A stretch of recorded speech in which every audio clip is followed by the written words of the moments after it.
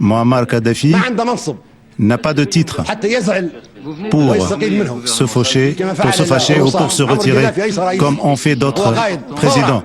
Muammar Kadhafi n'est pas un président, c'est un guide de la révolution.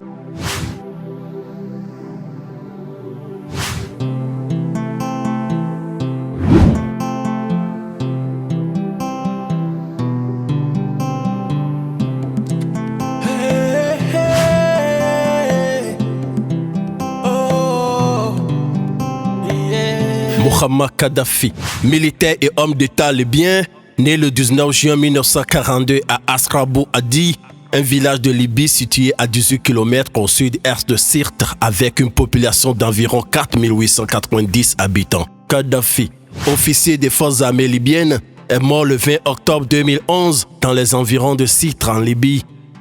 Au cours des années 1960, après un mécontentement populaire à l'égard du régime monarchique libyen en place, Kadhafi arrive au pouvoir par un coup d'État en 1969, sans effusion de sang. Ce coup d'État qui renverse cette monarchie. Le coup d'État de 1969 en Libye, également connu sous le nom de Révolution Al-Fateh ou Révolution du 1er septembre, est un coup d'État mené le 1er septembre 1969 par le mouvement des officiers unionistes libres, un groupe d'officiers militaires dirigé par le colonel Muammar Kadhafi, qui a conduit au renversement du roi Idriss Ier alors que celui-ci se trouve en Turquie pour un traitement médical.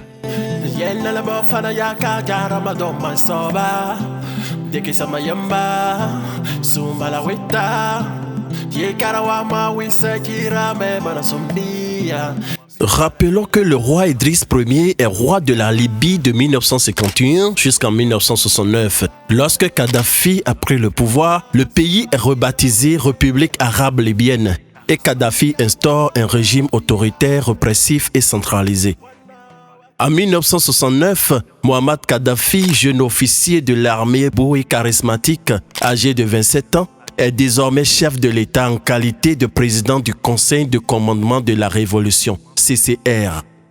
Le CCR est une instance créée le 1er septembre 1969 et composée de 12 militaires libyens qui constitua la plus haute autorité du pouvoir exécutif de la République arabe libyenne. Le CCR est dissous le 2 mars 1977 lors de sa proclamation officielle de la Jamaïria arabe libyenne populaire et socialiste.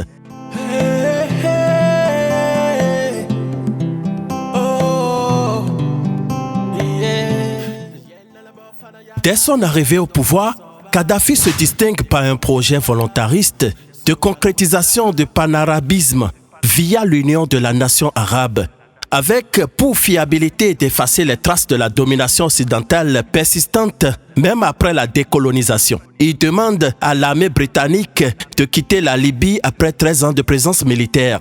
Il ordonne ensuite aux États-Unis d'évacuer aussi leurs bases militaires.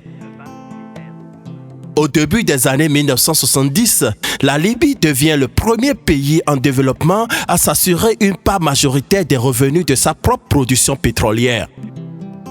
Kadhafi a réaménagé le secteur pétrolier en exigeant la renégociation des contrats avec les compagnies étrangères qui exploitaient le pétrole libyen découvert dans le pays à la fin des années 1950. La découverte d'importantes réserves de pétrole en 1959 et les revenus issus de la vente du pétrole permis au royaume de la Libye de passer de l'une des nations les plus pauvres du monde à un État riche. Kadhafi était contre l'extraction de ce pétrole contrôlé par ces compagnies pétrolières étrangères qui fixaient même les prix et bénéficiaient d'une demi-part des revenus. Kadhafi réussit alors à imposer pour la première fois une augmentation du prix du baril de pétrole, ouvrant la voie aux autres pays producteurs.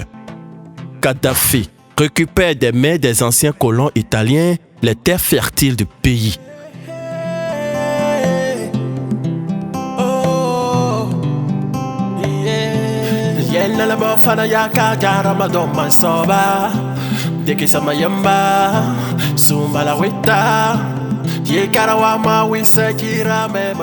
Muammar Kadhafi interdit la consommation d'alcool et ferme les églises et les boîtes de nuit, puis choisit l'arabe comme la seule langue autorisée pour la communication officielle. Plusieurs tentatives de coup d'État menées par des ministres, des militaires ou des partisans de la monarchie ont lieu entre décembre 1969 et 1971, mais ont échoué toutes. En cette période, nous avons assisté à plusieurs raids consécutifs organisés par des mercenaires français et anglais. Ces raids ont été commandités notamment par le monarque déchu Idriss Ier et un second commandité par le roi du Maroc Hassan II et mené par Bob Denard avec 200 hommes environ. Mouammar Kadhafi, le chef d'État de la Libye, avait comme modèle Gamal Abdel Nasser, un homme d'État égyptien, et fut le second président de la République de 1956 jusqu'à sa mort. Nasser, quant à lui, fut très tôt impliqué dans la lutte contre l'influence britannique en Égypte. Déçu par la monarchie et souhaitant réformer la société égyptienne, Nasser fonda le mouvement des officiers libres qui renversa le roi Farouk en 1952, un modèle copie-collé de Mouammar Kadhafi. En conséquence, les opposants du régime Kadhafi se voyaient marginalisés, emprisonnés, voire même exécutés dans certains cas. En 1972, Kadhafi a essayé d'acheter une bombe nucléaire à la République populaire de Chine. Il a ensuite essayé d'obtenir une bombe du Pakistan, mais le Pakistan a rompu ses liens avec le pays avant de réussir à fabriquer sa propre bombe. En 1978, Kadhafi s'est retourné vers le rival du Pakistan, l'Inde, pour l'aider à construire sa propre bombe nucléaire, mais malheureusement sans succès.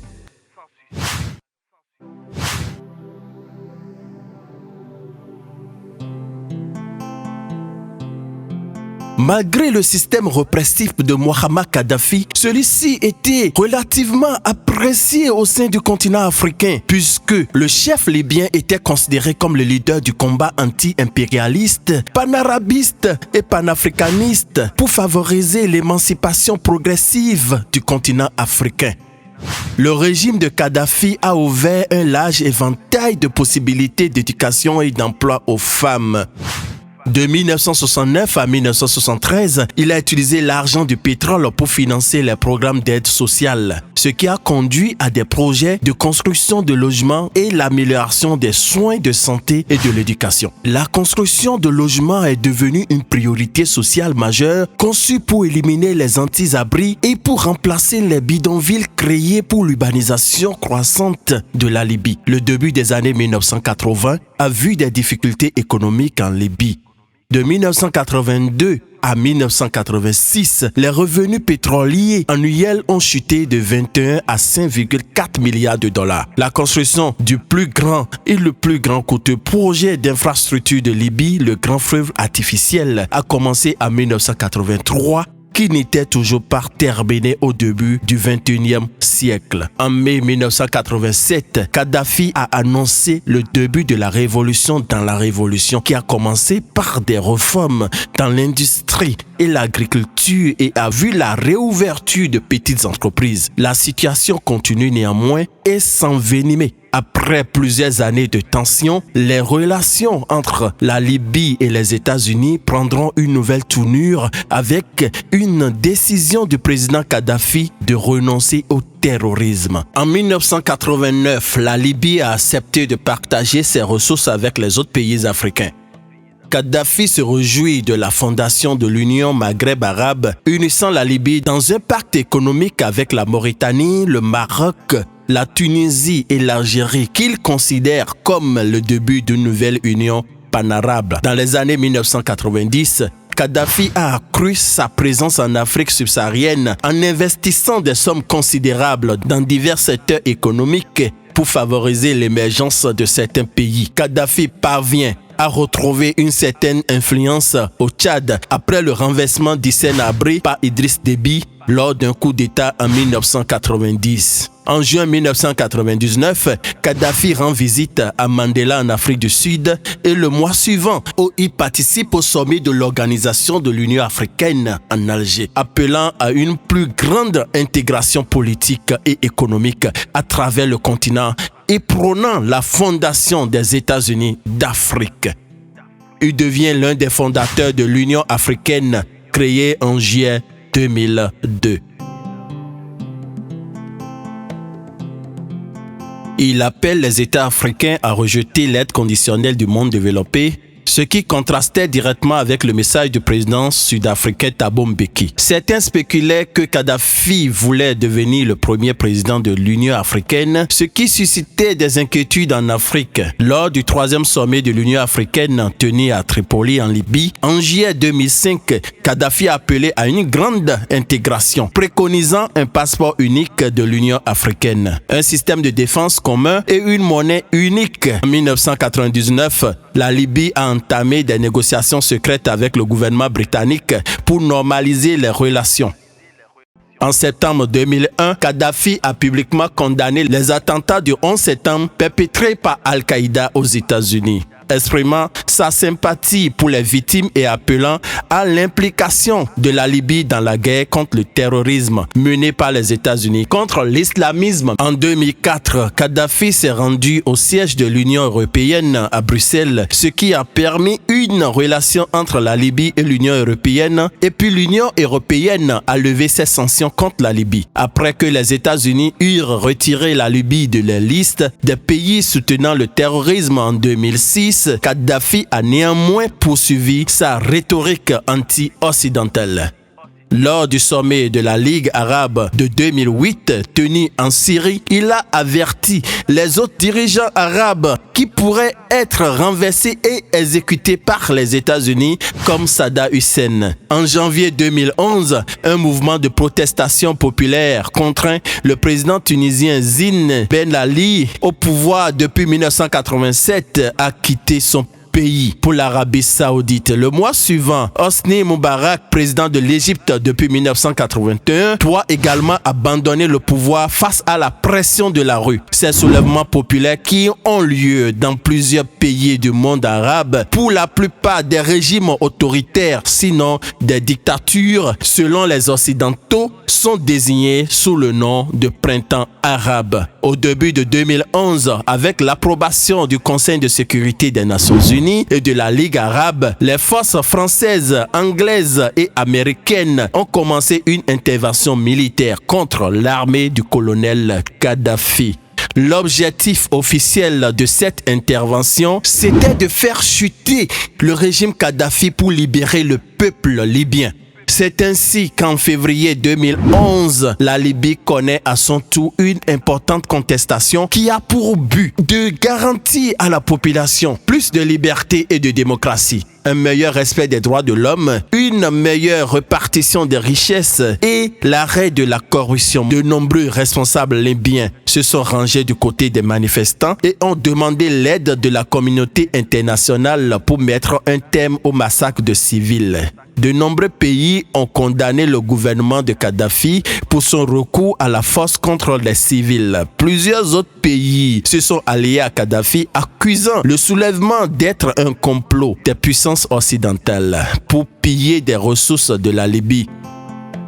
Pour protéger les populations civiles menacées par les violences qui seraient commises par les troupes de Kadhafi selon l'Occident, le Conseil de sécurité des Nations Unies adopte en mars 2011 la résolution 1973. Au fil des mois, le régime doit faire face à une suite de défections et de défaites militaires. Le 20 octobre 2011, le coordinateur des opérations militaires au sein du gouvernement libyen de transition, Abdel Majid, annonce la capture de Muammar Kadhafi et évoque des blessures graves.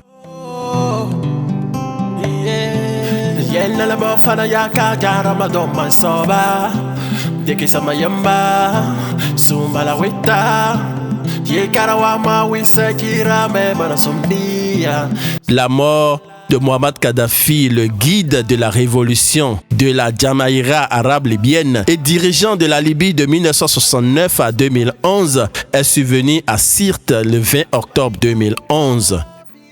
Selon les versions des autorités de transition libyennes, Kadhafi aurait été assassiné au cours d'un échange de tirs lors de la capture le 20 octobre 2011 à Sirte, sa région natale. La ville natale de l'ancien guide libyen venait de tomber aux mains du Conseil national de transition CNT. Sa dépouille a été transférée à Misrata et son corps exposé au public à côté de celui de son fils, Mouatassim, lui aussi mort ce jeudi. Sa famille, réfugiée en Alger et au Niger, a décidé de porter plainte pour crimes de guerre auprès de la Cour pénale internationale. Kadhafi, considéré comme un martyr en Afrique, a su changer la Libye d'une manière ou d'une autre avant d'être renversé. Kadhafi n'est plus. L'idole des Africains est mort à 69 ans. C'est tout pour aujourd'hui. Média Info Afrique, toujours proche de vous. À la prochaine pour une nouvelle vidéo.